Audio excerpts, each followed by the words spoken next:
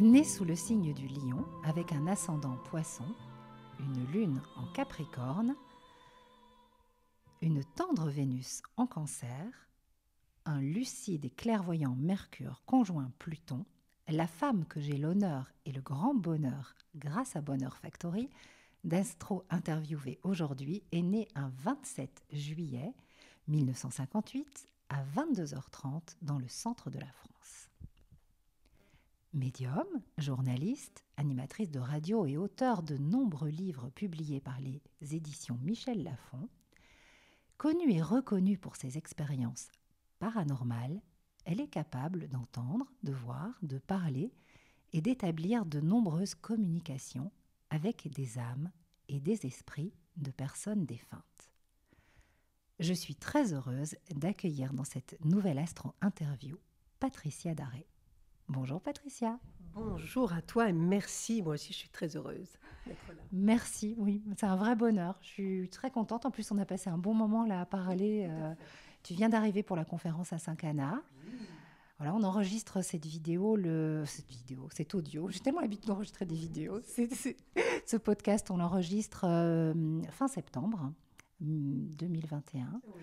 On va d'abord parler de ton thème astral. Je te tutoie, c'est bon? Oui, moi aussi je t'ai tutoyé. Oui. Oui, c'est bon. Je t'ai dit que j'étais belge et donc voilà, on reste sur le tutoiement. Tu es mon ami tout de suite. Voilà.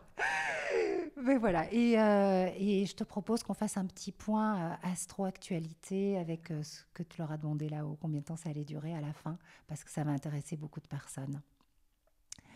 Donc, ton thème astral. Alors, souvent, quand on me demande la différence entre le signe et l'ascendant, je dis le signe, c'est la marque de la voiture et l'ascendant, c'est la façon de conduire la voiture. Je trouve que c'est une jolie analogie. Donc, on a un soleil en lion, donc tu es né sous le signe du lion. Donc, on pourrait dire une voiture de qualité, de marque, mais pas ostentatoire, parce que c'est pas du tout ton truc et que tu as plein d'aspects dans ton thème où on sent que vraiment tu t'en fiches de tout ça. Et puis, une façon de conduire qui aurait un petit côté rêveur, bohème, voilà, besoin de m'évader, voilà. Et puis, effectivement, la voiture, c'est pas ton truc en fait. Hein. Du tout. Donc, on va arrêter cette analogie, mais voilà, je trouve que c'est une belle façon de présenter en fait la différence. Et je dirais même, on peut aller plus loin en fait. Le signe, c'est la marque, c'est ce qu'on va donner à voir, mais l'ascendant et tout le thème, c'est la façon de conduire et tout ça évolue bien sûr au fur et à mesure de nos expériences de vie. Alors, la première chose qui m'a interpellée dans ton thème, c'est... je reprends la carte du ciel devant moi. Cette tendresse. Voilà. Et oui, mais moi, c'est ce qui me parle. Alors, pourquoi? Peut-être parce que je suis sur ta page Facebook et ton compte Instagram et que depuis le confinement, te lire est un véritable réconfort. Merci. Et je me suis dit, il y a une maman, une tendre maman en Patricia, qui fait du bien, avec beaucoup de bienveillance. Et je l'ai retrouvée dans cette Vénus au fond du ciel, dans la maison 4, qui est la maison de tes racines, là où on va puiser l'eau de la source, de nos origines, conjointe à Vesta, qui entretient un feu sacré, et dans le signe du Cancer, qui est le signe de la tendresse, de l'affection. Et je me suis dit, Patricia, elle a dû recevoir beaucoup d'amour de sa propre maman. C'est vrai. Et elle porte en elle vraiment toute l'énergie de la maman bienveillante qui réconforte. J'espère pouvoir recréer ce que j'ai reçu. C'est vrai, c'est tout à fait bien vu. J'ai reçu beaucoup d'amour et il me semblait, depuis que j'étais enfant, qu'il fallait faire la même chose. C'est-à-dire que ressentir ce besoin de materner, tu l'as dit, j'ai besoin de materner en fait les gens. J'ai besoin d'être une maman tout le temps. C'est peut-être reproduire ce que ma mère a fait pour moi en permanence. C'est vrai, c'est tout à fait juste, hein, c'est bien vu. Et c'est comme un feu sacré, en fait, à entretenir. Parce que l'astéroïde Vesta, c'est vraiment, tu sais, c'est celle qui a la flamme, en fait. Et c'est celle qui entretient le feu dans l'âtre, à la maison. Et c'est réchauffer les cœurs, mais le tien aussi. Et c'est entretenir ce feu sacré de la vie, de l'amour, qui est le feu de l'âme également, en fait. Hein. exact. Et puis, il y a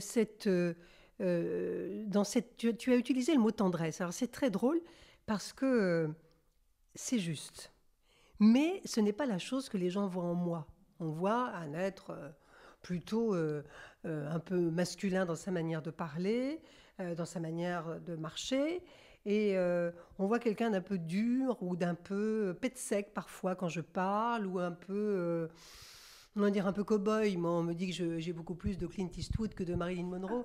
Donc, c'est vrai que quand tu dis tendresse, c'est juste. Cette tendresse, je l'ai.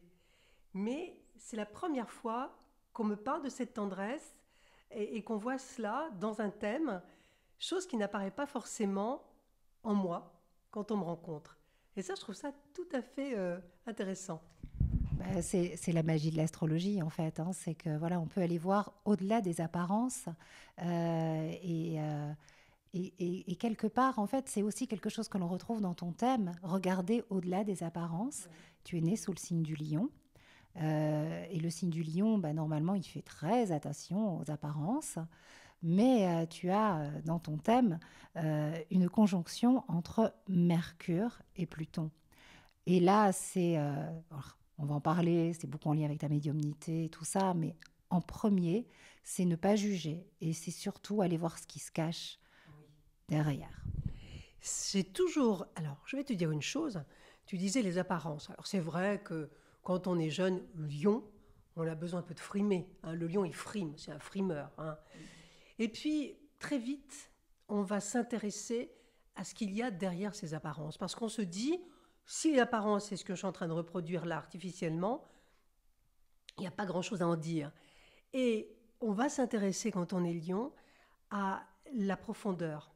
C'est-à-dire que aller derrière les apparences et s'intéresser à la profondeur. Très souvent, dans ma jeunesse, j'ai été intéressée par les garçons qui étaient pas beaux. La laideur, pour moi, était plus fascinante que la beauté. Pourquoi? Parce que la laideur cachait souvent des grands esprits, des intellos, des gens qui n'étaient pas attirants, mais qui cachaient des mystères. Et en fait, c'est toujours on va dire, entre guillemets, le trésor des Templiers que je recherche dans tout le monde. C'est qu'est-ce que cache ce regard, ce physique, cette apparence? Est-ce qu'il y a quelque chose à découvrir, une beauté à découvrir derrière?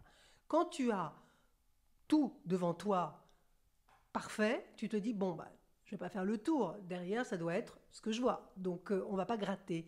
Quand il y a quelque chose qui paraît euh, fascinant, mais un peu dérangeant, on va gratter. Et ça, c'est vrai que je n'ai jamais fait attention aux apparences. Dans le paranormal, ça me sert aussi, puisque je dis, quand je rentre dans une maison, même si elle est superbement décorée, ça va moins me toucher que l'énergie que je vais ressentir. La belle maison, c'est la belle énergie pour moi, c'est pas la déco. Et quelquefois, de très belles maisons par la déco ont des énergies épouvantables. Je préfère des maisons qui n'ont pas une déco extraordinaire, mais dans lesquelles on se sente bien, dans lesquelles on dorme bien et où les contacts soient faciles. C'est pareil dans la vie avec les gens. C'est voir qui est qui et aller derrière les apparences. Ça aussi, c'est très important. Et ça m'intéresse que ce soit écrit de façon si évidente. Bah, écoute, si tu veux, Mercure, c'est le messager divin, hein. Donc, c'est celui qui communique. Il a la faculté de communiquer avec les défunts. Enfin, voilà, il est l'agent de liaison et il passe du monde divin au monde d'en bas, hein. D'ailleurs, son glyphe astrologique, hein, c'est la croix de la matière et puis un cercle qui représente l'infini et puis une petite coupe qui est dirigée vers le ciel, en fait. Et donc, Mercure, c'est vraiment notre capacité à communiquer dans notre vie de tous les jours, mais à communiquer aussi avec, euh, ben, avec l'invisible. Et ton Mercure, donc conjoint à Pluton, Pluton, Hadès, le dieu des enfers, la profondeur, mais surtout les richesses de l'âme. Et puis, voilà, on ne va pas diaboliser Pluton, en fait, hein. Mais c'est les défunts. On peut faire cette lecture toute simple, si tu veux, de bah, je communique avec les défunts. C'est quand même ta spécialité. Ben oui, tout à fait, c'est communiquer avec l'invisible, avec le non visuel. Et l'intérêt, beaucoup pour... c'est curieux, ça a transformé aussi mon intérêt pour ce qui est visuel. C'est-à-dire qu'auparavant, une chose qui était belle, objectivement belle, je disais oui, c'est beau, c'est magnifique. Maintenant, je suis intéressée par la chose à côté, qui est moins visible, ou qui est invisible, mais qui me parle peut-être plus. Je suis plus intéressée par l'invisible que par le visible. C'est-à-dire qu'on va carrément, c'est même plus aller chercher derrière l'apparence, c'est abandonner l'apparence et le matériel, souvent, pour aller dans l'invisible, parce que ça m'est facilité. Et dans l'invisible, j'ai des réponses que je n'ai pas forcément dans le visible. Mais tout est complémentaire, en fait. L'invisible est complémentaire de l'invisible. Ou l'inverse, l'invisible est complémentaire du visible. Ce que je veux dire, c'est que pour moi, l'invisible est devenu essentiel pour vivre. Mais c'est pas juste en disant pourvu qu'il m'arrive quelque chose, c'est que je vis avec l'invisible tout le temps. Et donc je ne peux plus apprécier ce que je vois que quand il est cautionné par ce que je ressens. Voilà, il y a vraiment une complémentarité entre ces deux choses. Mais c'est complètement passionnant ce que tu dis parce que Mercure, c'est nos pensées, donc c'est notre mental. Et en fait, c'est nos pensées, c'est ce qui nous habite tout le temps. Donc c'est une seconde façon, enfin, c'est comme une seconde nature. Pour toi, c'est comme ça. En fait, tu peux pas faire autrement. Ton cerveau, il est fabriqué pour aller voir de l'autre côté du miroir. Oui, tout à fait. C'est important de... De toute façon, je n'ai pas eu le choix en même temps. Je n'ai pas le choix parce que c'est quelque chose qui s'impose à moi. Mais l'autre côté du miroir est constamment présent. L'autre côté du miroir cautionne le miroir. L'autre côté du miroir cautionne ce que je vis. Voilà. Et maintenant, j'en suis là. C'est-à-dire qu'au début, c'était pas ça. Il y a 30 ans, c'était pas ça. Mais aujourd'hui, il y a des choses, j'entends, on me dit, c'est pas la peine. Passe ton chemin. Ou là, va. Là, tu dois aller. Là, passe ton chemin. Et maintenant, cet autre côté du miroir qui me parle va choisir en même temps. C'est les choix de vie. Elle débute, ces choix de vie débutent de l'autre côté du miroir. C'est-à-dire que je ne suis pas là en train de me dire qu'est-ce que je dois faire, qu'est-ce que je vais faire, qu'est-ce que je vais choisir. C'est l'autre côté du miroir choisi pour moi et m'a envoyé l'information bien avant. Donc il y a même une anticipation dans le temps. Mais que c'est devenu quelque chose de très fort pour moi. C'est-à-dire que j'anticipe mes choix, mais pas moi, mais ce que je reçois anticipe mes choix. Je reçois l'aval, on me met sur des voies. D'un seul coup, je me réveille le matin, je pense quelque chose, on me met sur une voie en me disant par là, maintenant, il faut aller là-bas. Et je dis pourquoi je pense ça, pourquoi je rêvais de ça, pourquoi on me dit ça, qu'est-ce qui se passe là-bas, et je dois y aller.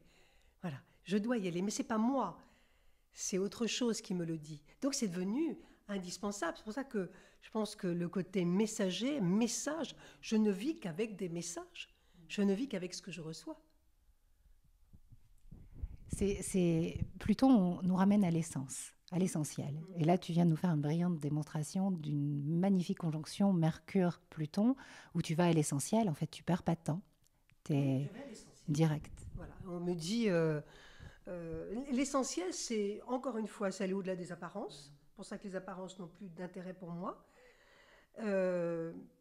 Et c'est d'aller là où je dois aller, sans perdre de temps. Parce que le temps est compté dans une vie. On ne sait pas combien de temps on doit vivre ici.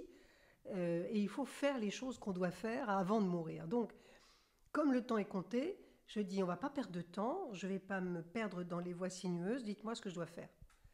Voilà. Et on me dit, tu vas là, tu vas pas là, là tu restes là. L'essentiel, l'essentiel. On n'a pas besoin de s'entourer de mille choses, on n'a pas besoin de se perdre dans des méandres, on n'a pas besoin de se perdre dans des détails inutiles. Il faut savoir où on doit aller, ce qu'on doit faire, et ne pas perdre de temps. Et ne pas faire des choses qui nous font perdre du temps, ou pas des expériences qui nous font perdre du temps et qui ne nous apportent pas. Quand on nous dit, quand on écoute la petite voix qui nous dit non, là, n'y va pas, ou là, ne déménage pas, ou ne va pas vivre là-bas, c'est ici que tu dois vivre, il faut l'écouter. Faire autrement, expérimenter autre chose pour dire je vais expérimenter, c'est perdre du temps. Ce n'est pas expérimenter, c'est perdre du temps, de l'énergie, de la vie, de l'argent. C'est inutile. Il faut savoir vraiment ce qui est utile et inutile. Il y a aussi le côté essentiel, utilité, inutilité. Et donc ça, je le ressens. Je le ressens tout le temps. Donc je ne me perds pas dans les détails. C'est très très beau ce que tu dis. Et tu vois, ça me fait rebondir sur la conscience de notre mortalité. Parce que donc Mercure qui représente tes pensées, conjoint à Pluton, le dieu de la mort, eh bien, en fait, c'est un aspect où on se dit, ben voilà, Patricia a la conscience de sa mortalité. Et cette conscience du temps de vie qui nous est donné, en fait, notre conscience de mortalité, ça nous fait arrêter de perdre du temps, en fait. hein, c'est indispensable et tu en parles dans ton avant-dernier livre, hein, sur notre rapport à la mort Oui, qui est en bien train sûr. d'évoluer et qui va... C'est cette prise de conscience. Alors, je voulais que tu nous redises quelques mots autour de ça parce Oui, que tu as des choses précieuses à dire autour de ça. parler de la mort, ce n'est pas de la faire venir. Je veux dire, c'est pas parce qu'on parle de la mort qu'on l'attire. Moi, je suis consciente, tu as dit ma date de naissance, j'ai 63 ans. Donc, je suis rentrée dans la vieillesse et je sais que maintenant, chaque jour que je vis est un jour en plus. Parce que, même si je vis 20 ans, je ne sais pas quand est-ce que ma vie va s'arrêter. Mais je rentre dans une partie de ma vie où l'énergie, par la force des choses, va commencer à s'amenuiser. Je rentre dans un parcours qui va être moins glorieux que les parcours précédents. Donc, tout devient beaucoup plus substantiel. Tout devient beaucoup plus essentiel. Et je sais qu'un jour, ça va s'arrêter. Je sais qu'un jour, il va falloir que je parte moi aussi. Donc, je suis consciente que, que je vais mourir, mais je ne le vois pas comme une terreur. Je sais que ça fait partie de ma vie et que ça va s'arrêter et que ce que j'aurais fait avant, je l'aurais fait sans aucun regret. C'est-à-dire que je veux vivre euh, pour ne rien regretter. Je ne veux rien regretter de ce que j'ai fait, je ne regrette rien de ce que j'ai fait, rien du tout. Et puis, il y a ceux qui meurent. Alors, il y a des gens qui voient les proches qui meurent comme des épreuves terribles à dépasser. C'est vrai que c'est dur, mais c'est des épreuves qui nous aident malgré tout, qui nous aident à nous dire une chose. Eux, ils sont partis, moi, je dois partir, c'est pas fait pour moi. Donc, j'ai un peu la trouille du jour où ça va arriver, parce que je ne sais pas comment ça va arriver, donc on a un petit peu de stress, mais j'ai encore des choses à faire ici, qu'eux ne peuvent plus faire. Et à la fois, on ressent leur libération d'être partis, et on se dit un jour, moi aussi, je serai libérée d'ici, je partirai ailleurs. Ici, c'est pas le paradis, c'est pas l'enfer, c'est autre chose. C'est ni bon ni mauvais, c'est ce qu'on en fait ici. Voilà, c'est exactement ce qu'on en fait. Donc, j'essaie d'en faire quelque chose de positif pour ma vie, j'essaie de le transmettre, puis un jour ça va s'arrêter. Je ne sais pas de quelle manière. Chaque jour que je vis avec la mort sur mon épaule, mais pas pour être terrifiée, je vis avec cette conscience que tout peut s'arrêter n'importe quand, à n'importe quel moment. Et je me dis, quand le matin je me lève, je rends grâce d'être là. Quand je me couche le soir, je dis encore une journée de plus. Quand je me réveille le matin, je vois le soleil, je dis ouais, je suis encore là. Et je rends grâce à chaque fois. Je me dis voilà, encore du plus, du rab. Oui, je vieillis. Mais la vieillesse est une grâce. Tout le monde n'a pas la chance de vieillir. C'est une vraie grâce. Et je remercie le ciel pour tous ceux qui sont partis jeunes, pour tous ceux qui sont partis de manière prématurée, ceux qui n'ont pas pu expérimenter des choses. Moi, j'ai la chance encore de le faire. La vie est une grâce. La vie est une grâce absolue. Euh, c'est pas le pays des bisounours ici. C'est pas non plus l'enfer absolu. Il y a des coins de cette planète qui sont un enfer, d'autres qui sont un paradis. Puis on se rend compte que dans les paradis, il y a des morceaux d'enfer et dans l'enfer, il y a toujours des petits coins de paradis. Rien n'est tout blanc, rien n'est tout noir, mais tout est toujours noir et blanc. Et il faut vraiment, est à notre image, en fait, tout est notre image. On est capable du pire et du meilleur. Notre but, c'est de faire du meilleur. C'est le plus difficile, parce que quand on est avec une partie qui n'est pas terrible. On ne sait pas d'où elle vient, mais on a une partie de soi qui n'est pas terrible. Elle est faite de bas instincts, elle est faite de valeurs qui sont absolument lamentables, et c'est ce qui ressort le plus fort, c'est ce qui ressort immédiatement. Et notre but quand on est, c'est d'accéder au meilleur, c'est-à-dire à surmonter les bas instincts et à devenir quelqu'un de fréquentable, de praticable, quelqu'un qui aime le monde et apprendre à aimer le monde. En fait, on est là pour apprendre à aimer le monde. C'est pas dit, c'est pas naturel d'aimer. Hein, on apprend à aimer. L'éducation sert à ça. Nos parents doivent nous apprendre à aimer. Hein, c'est pas quelque chose de naturel. Et c'est un drôle de challenge. Et quand on arrive à une certaine partie de sa vie, qu'on dit, bah, ma foi, je vois positif, je pense positif, bon, j'ai mon petit caractère, mais quand même, j'essaie de faire du j'essaie de faire un peu de bien autour de moi, on est assez content parce qu'on dit j'ai surmonté tous les bas instincts, je suis né avec un bagage intérieur qui n'était pas facile ou avec des drôles de caractère, avec un drôle de caractère, j'ai surmonté. Quand on n'a pas compris ça, qu'il faut surmonter ces mauvais penchants pour arriver à cette fin de vie et partir en paix, on a loupé. On n'a pas compris le sens de la vie. Le sens de la vie, c'est accéder à devenir meilleur. C'est tout. Les gens me demandent des missions. Quelle est ma mission de vie? La mission de vie, il n'y a pas de mission, c'est de vivre. C'est de vivre quand tu te lèves le matin, quand tu t'occupes des enfants, quand tu t'occupes de ton conjoint, quand tu t'occupes de ta maison, que tu pars au travail, que tu rentres. Tu as déjà fait une mission extraordinaire. Qu'est-ce que tu veux faire? Être un agent spécial et réaliser des missions extraordinaires?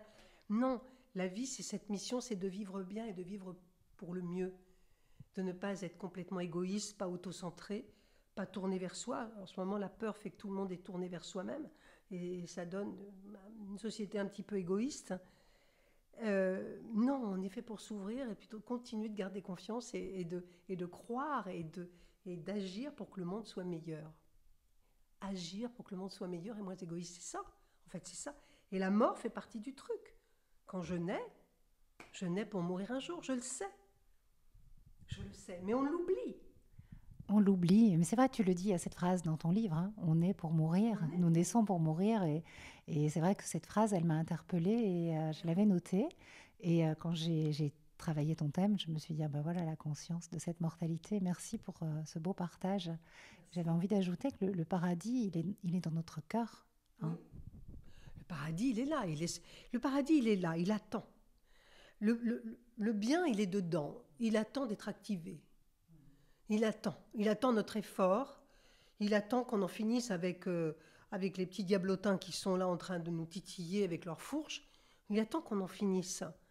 Alors, il y en a qui en finissent jamais, puis il y en a qui font un truc de bien pour trois trucs mauvais et qui se disent « Ah ben, j'essaierai de faire mieux la prochaine fois », puis petit à petit, ils essaient d'évoluer, puis il y en a qui retombent. C'est un challenge, la vie, c'est de devenir meilleur et c'est notre challenge tout le temps, tout le temps, tout le temps, et c'est jamais acquis. C'est pas une acquisition définitive. Voilà, j'essaie de faire du mieux que je peux, mais si demain je veux devenir une peste, peut-être que je suis déjà, d'ailleurs, je ne sais pas, eh bien, je peux devenir une peste atroce et faire du mal à tout le monde. Je peux. J'ai le choix. J'ai le choix. Alors, mon choix, c'est de faire le bien. Mon choix, c'est de m'élever. Et je pense que notre choix devrait être de s'élever. On devrait élever les enfants en leur disant quand ils sont petits, tu es là pour t'élever dans ce monde. T'élever par tes pensées, par tes valeurs. Pas juste leur dire qu'il faut aller à l'école pour faire un beau métier, gagner de l'argent. Bien sûr, on sait bien d'avoir un peu d'argent, c'est mieux que de ne pas en avoir du tout. Mais dire, élève-toi, deviens quelqu'un de bien, deviens un homme bien, deviens un homme gentil, deviens un homme bon, un homme respectueux. Mais on ne l'entend plus ça. On ne parle que de situation, que de carrière, avec des gens qui deviennent, là dans les entreprises, ça devient une catastrophe. On n'a plus que des harceleurs. On n'a plus que des harceleurs qui sont prêts à détruire les autres pour pouvoir accéder. Donc ça, c'est pas la voie à suivre, évidemment. Il faut élever les enfants en leur disant « sois quelqu'un de bien ». Il faut leur réinculquer les valeurs. Ils ne les sauront pas. Ils ne les apprendront pas tout seuls. Il faut leur inculquer. Et puis, quand on dit, vous savez, je dis toujours, les gens disent « oh ben moi je suis comme ça, hein, on me prend comme je suis ». Non, on ne prend pas comme non, on ne vous prend pas comme vous êtes. Hein, parce qu'après, ne vous étonnez pas d'être tout seul dans votre vie, de ne pas avoir d'amis. Il y a plein de gens qui viennent me voir, me dire « j'ai pas d'amis ». Mais moi je suis comme ça, un chantier, on me prend comme je suis. Ben non, alors on ne te prend pas. Soit tu changes, soit on ne te prend pas, parce que c'est comme ça. Un effort doit être fourni par chacun d'entre nous. Je suis entièrement d'accord avec ce que tu dis. C'est vrai qu'après, il y a des personnes qui ont plus de mal à se remettre en question. Mais bon, là, je pense que les personnes qui nous écoutent, ils sont déjà dans une belle énergie de... Oui, ma communauté, en tout cas, je pense que la tienne aussi. Il y a toujours cette volonté de faire le bien. Et je repensais aux 4 accords Toltec. Fais toujours de ton mieux et que ce mieux s'améliore de jour en jour, en fait, quand je t'entendais parler. Il faut continuer de grandir de jour en jour. Se dire, quand on se couche ce soir, est-ce que j'ai fait des crasses aujourd'hui? Pas se les masquer, est-ce que j'ai fait un truc moche? Est-ce que j'ai fait un truc qui a fait du mal à quelqu'un, même sans vouloir vraiment le faire? Faire des examens de conscience. On faisait autrefois notre examen de conscience, l'examen de conscience. Être vrai avec soi-même, ne pas se mentir, ne pas se raconter d'histoire aussi. Très important. Là, tu fais vraiment parler ton Mercure-Pluton. Hein. On va parler d'autres aspects dans ton thème, mais c'est vraiment ça, parce que c'est oser Mercure, donc toujours la pensée, l'analyse, aller regarder en fait cette part d'ombre, hein, la regarder en face et puis peut-être aussi comprendre que derrière nos actes malveillants, il y a, enfin moi, c'est ma croyance profonde, mais il y a une grande souffrance en fait, et aller regarder en fait la souffrance qui est à l'origine, en prendre soin comme une maman prendrait soin d'un animal blessé et guérir. Et c'est là qu'on peut commencer à s'améliorer. On ne se bagarre pas avec sa souffrance. On la dompte, on l'accueille, on essaie de l'écouter, puis on essaie de la dompter, de la cajoler comme un petit chiot, comme un petit chat. On essaie de la garder là, et cette souffrance, elle peut nous servir à des choses. Il faut la convertir, elle est créative, elle peut être très créative, la souffrance. Elle peut nous servir à faire des tas de choses. On ne combat pas. Moi, j'entends trop les gens dire « Ah, je suis malade, je vais me battre. Je souffre, je vais me battre. J'ai été maltraitée, je vais me battre. » Non, on ne se bat plus.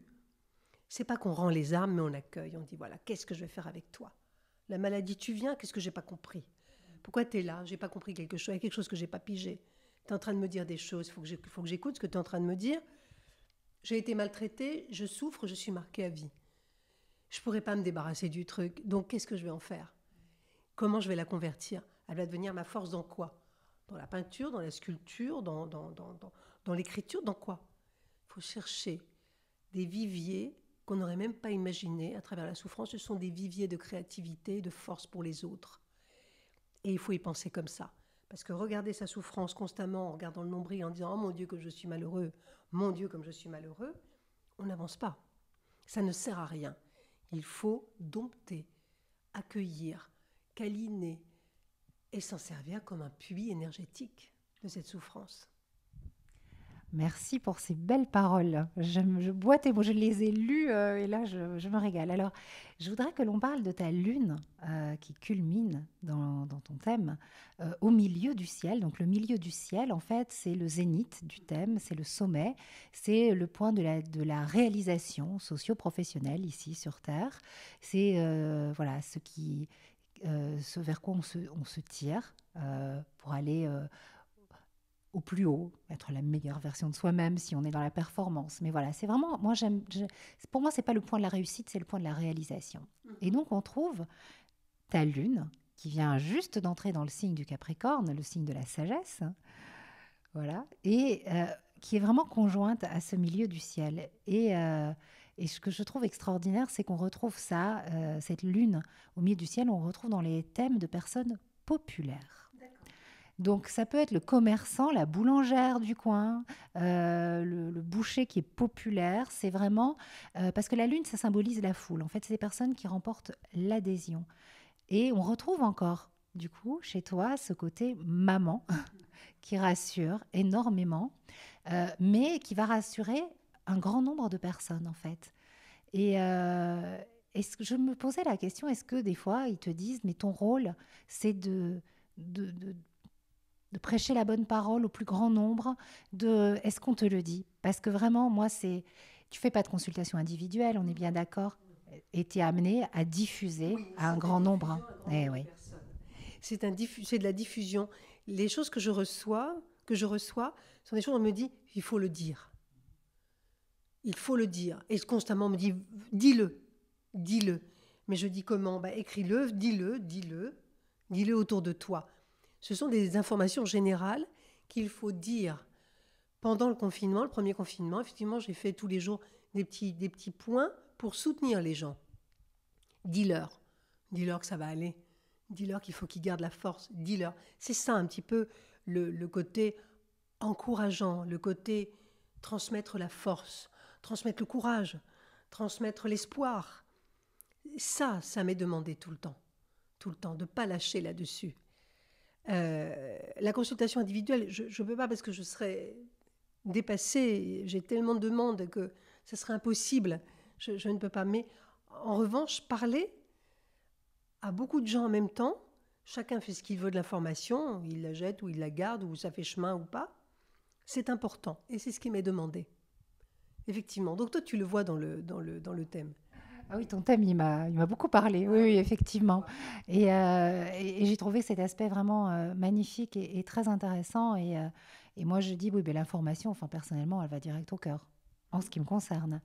Alors un autre aspect qui m'a, enfin plusieurs aspects qui m'ont plu dans ton thème et qu'on retrouve dans tes conférences et dans ce quand on te lit, c'est le côté terre. Donc on dit des gens qui sont marqués par la terre, qui sont un côté concret en fait. Hein, plein de bon sens.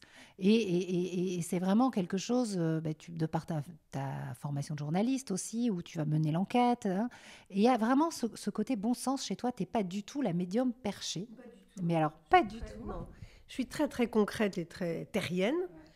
Alors déjà, oui, j'ai une formation journalistique qui fait que moi, je veux bien, mais il me faut confirmation. Je ne me contente pas d'informations comme ça. Il faut que j'ai une confirmation quelque part, sinon ça ne me satisfait pas. Les circulations d'informations gratuites non vérifiées ne m'intéressent pas du tout. Et le côté terre, c'est aussi parce que mes ancêtres, moi j'avais un arrière-arrière-grand-père qui vivait dans la forêt à Chambord, la forêt de Chambord.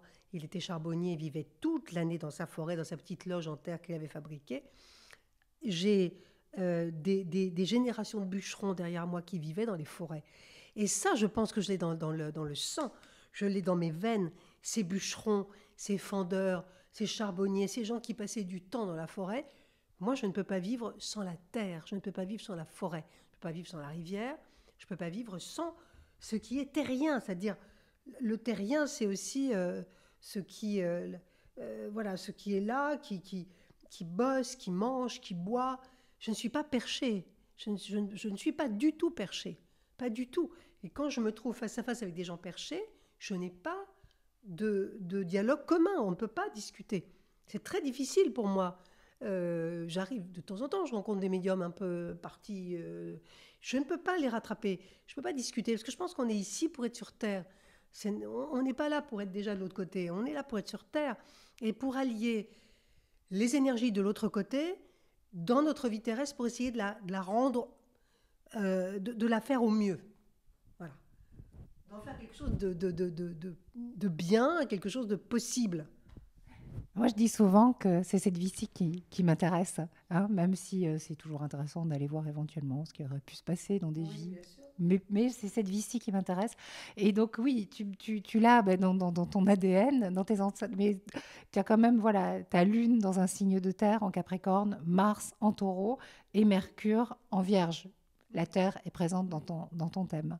Et c'est ce qui fait que c'est un côté, finalement, ta médiumnité, je pense, à un côté rassurant peut-être pour les esprits cartésiens. Oui. Ben, c'est ce qui a permis, quand j'ai sorti mon premier bouquin il y a 10 ans, c'est ce qui a permis de me faire rentrer chez les esprits cartésiens. C'était, et comme moi, je comprends pas, et vous êtes comme moi, c'était ce qu'on me disait. Donc je n'étais pas perchée. Et ça m'a permis de franchir des portes que je n'aurais pas franchies autrement.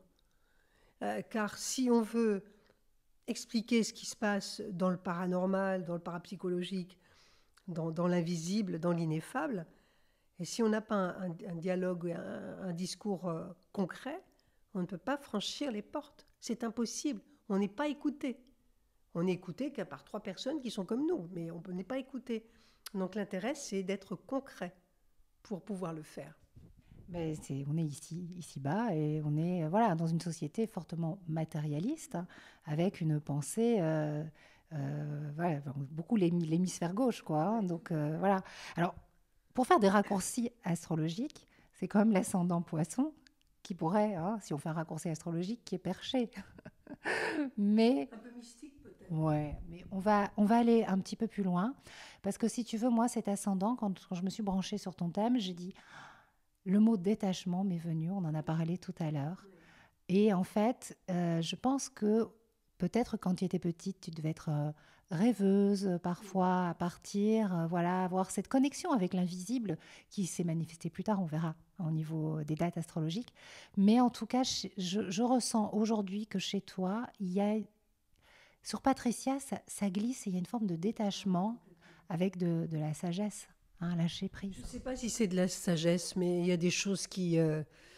mon ego, il n'arrive plus à être touché par grand-chose, me concernant, j'entends. Hein. Ça glisse. Je m'en fous. Moi, je dis ce que j'ai envie de dire et ce que je dois dire, surtout parce que j'ai envie, ce que je dois dire. Si on le reçoit, tant mieux. Si on le reçoit pas, tant pis. Si on m'insulte, tant pis. Je m'en fous. Euh, Ça glisse. Autrefois, je pense qu'il y a 30 ans, 40 ans, ça aurait été beaucoup plus complexe pour moi. J'aurais pas supporté du tout. Aujourd'hui, il y a un grand détachement. Je veux dire, je regarde, j'écoute, j'enregistre ou pas. J'enregistre des choses qui m'intéressent et puis après, je décroche en fait. Je décroche. Bah, en fait, avant, tu étais fortement dans ton lion. Il y a la fierté du lion, ça fait partie de la construction de la personnalité, voilà. Et puis aujourd'hui, bah, c'est en fait, tu n'en fais pas une affaire personnelle, tout simplement. Non, alors la chose la plus difficile, on me parle tout le temps, qu'on voit de moi, c'est l'interview chez Laurent Ruquier, dans On n'est pas couché il y a quelques années, où j'avais été laminée. Et on m'a dit, mais comment vous avez fait pour rester jusqu'au bout? Parce que c'était compliqué. Et ce que la plupart des gens ne savent pas, c'est que je suis restée parce que j'avais très faim ce soir-là, pendant l'enregistrement de l'émission. Et je me suis mise à avoir envie de frites, mais alors de frites croquantes, craquantes. Et pendant toute l'émission, comme je mourais de faim, eux étaient en train de sortir leur cynisme, leur ironie, leur truc. Et moi, je ne pensais qu'aux frites que j'allais manger après. Et en fait, je me suis accrochée aux frites craquantes. Je me disais, mais après, je vais aller dans une brasserie, je vais me prendre des frites. Et puis, une petite bière, moi qui ne bois jamais de bière, une petite bière fraîche parce qu'on crevait de soif sur le plateau. Ça avait duré très longtemps. On était depuis 4 heures dans ce studio. On était mal assis, etc. Une petite bière fraîche. Et je suis passée à travers. Donc, les gens ont l'impression que je ne suis pas touchée par ce qui est dit. C'est pas que je ne suis pas touchée, c'est que très vite, j'ai décroché et très vite, j'étais à table devant mes frites. Et je m'en foutais de ce que disaient Ruquier, Émeric Caron, etc. Je m'en foutais. Et je suis passée comme ça. Et quand ça a été fini, je suis allée dans la coulisse et mon attaché de presse m'a dit « Oh, mais tu te rends compte, ils t'ont étrillé ?» Et je lui dis « Ah bon? Ouais, on s'en fout. » Je dis « On va aller manger un morceau plutôt, non ?» Voilà, ça c'est fini là. Ça ne m'a rien fait. C'est comme ça. Et souvent, quand je suis dans des situations où les gens m'agressent ou commencent à dire des choses, c'est pas les frites, mais c'est autre chose. Je décroche, je les regarde, j'écoute et puis je pars ailleurs. Je pars ailleurs. Donc c'est peut-être une fuite aussi, mais c'est surtout un détachement, c'est-à-dire je n'agresse pas, je ne dis rien, mais je laisse passer. Je laisse passer l'orage. Je m'en fous. Oui, pour moi, c'est du détachement. C'est vrai que voilà, on peut parler de la fuite ou de la fuite chimique des poissons, mais bon, on peut toujours tout analyser. Mais je dois avouer que je retiendrai la métaphore de la frite et dire ça à une astrologue belge. Franchement, Oui, bien merci. sûr. Oui, mais là, ça peut pas mieux tomber. Des frites et de la bière, alors c'était quand même ce qui m'a sauvé ce soir-là. Non, c'est vraiment, et c'est vrai, cette anecdote est vraie. Et quand je le dis, les gens me regardent en disant «Ah, mais vous étiez courageuse». Mais non, j'étais plus là. J'étais pas courageuse, j'étais plus là. Magnifique. Alors, je propose, avant qu'on parle un peu d'actualité, je voudrais juste revenir sur un moment, un temps fort de ton histoire. Parce qu'en fait, moi, quand je rentre dans un thème astral, j'aime faire le calendrier des phases lunaires, en fait. Parce que ça parle vraiment de la réalité psychique intérieure. Et c'est en 95 que la médiumnité, tu en as pris conscience juste après la naissance de ton enfant. Et astrologiquement, à ce moment-là, tu sortais de la phase d'apogée, qui est la phase de pleine lune, qui dure 2 ans et demi, pour entrer pendant 2 ans et demi dans la phase de lâcher prise. Et c'est à ce moment-là qu'est descendue cette médiumnité. Je voudrais que tu nous en dises quelques mots. Oui, oui, ça faisait 10 ans que j'essayais d'avoir un enfant, que je ne parvenais pas à être enceinte, que j'ai fait toutes sortes d'analyses, de FIV, tout ce qu'on peut imaginer, les mamans qui ont essayé le savent. Et cet enfant arrive. Il arrive quand j'ai renoncé à tout. Je tombe enceinte un mois après, quand j'ai arrêté, quand je me dis je vais adopter. Et après, évidemment, il y a comme une espèce de voilà, il est là, tout va bien, je relâche. Et oui, il y a cette relâche qui est là, donc je commence à me laisser aller, à dormir, à relâcher. Et la médiumnité arrive à ce moment-là. Elle n'aurait pas pu venir avant, puisque évidemment je n'étais pas du tout centrée là-dessus, et pas du tout intéressée par ça, et pas du tout disponible, même pas une histoire d'intérêt, c'est une histoire de disponibilité. Elle arrive à ce moment-là parce que ça y est, il est né, je peux passer à autre chose en fait. Mais tu vois, je suis rentrée dans ton thème par la maman et je dis que tu es notre maman médium préférée à tous parce que c'est au moment où tu es maman que c'est arrivé. Oui, Donc c'est voilà, vrai, moi, c'est c'est comme vrai. ça que je vais t'appeler C'est vrai, dorénavant. ouais. Alors, je propose qu'on termine vite cette interview parce qu'on va aller faire, tu vas aller à la conférence. En tant qu'astrologue, pour moi, cette crise, elle va durer jusqu'au printemps 2023. Et après, on a des grands cycles, mais on en reparlera peut-être toutes les deux. Mais je voulais savoir ce qu'ils en pensent là-haut. Tu m'as déjà dit tout à l'heure, mais est-ce qu'on peut donner l'info? Voilà, ça va être un printemps prochain 2022 qui risque d'être vraiment chaotique et houleux, hein. C'est pas terminé. Moi, j'ai cette sensation, j'en ai parlé dans ma vidéo sur 2022, c'est les contractions de Gaïa, la perte des eaux au printemps prochain, à partir du mois de février. Et puis, voilà, un nouveau départ avec l'entrée de Jupiter, notamment dans le signe du bélier, pour démarrer un nouveau cycle au printemps 2023. Oui, c'est ça, c'est bien. Moi, j'ai reçu cette information en mars 2020 où j'avais demandé, quand le premier confinement, j'avais dit, mais que va-t-il se passer avec ce confinement? Combien de temps allons-nous être avec ce Covid? Et on m'avait répondu, ça va durer 3 ans. Et quand j'ai vu 3 ans, j'ai dit, ça ne peut pas durer 3 ans. C'est énorme, 3 ans. Mais c'est pas possible. Si, 3 ans. Et quand j'en parle, à l'époque, je suis mais, combattue, huée en disant, eh, vous êtes folle, tu es folle, 3 ans, 3 mois, 3 mois, dans 3 mois, on en aura fini. Et aujourd'hui, on me dit que ça va se terminer en 2023. D'ailleurs, je l'avais dit il n'y a pas très très longtemps, même dans des conférences. On en a jusqu'en 2023. Et on me dit qu'après, on est parti pour une période assez compliquée, moins chaotique, mais compliquée jusqu'en 2045, où là, on va trouver une stabilité sociétale. En 2045, on aura accordé nos violons avec ce qu'on veut faire. Astrologiquement, c'est... On est, oui, oui. Mais on en reparlera toutes les deux. Patricia, je te remercie Merci à toi. vraiment Merci. chaleureusement et je propose qu'on aille dans ma titine. D'accord. C'est parti. Merci à toi. Merci infiniment. Merci à vous de nous avoir écoutés. Je vous embrasse bien fort.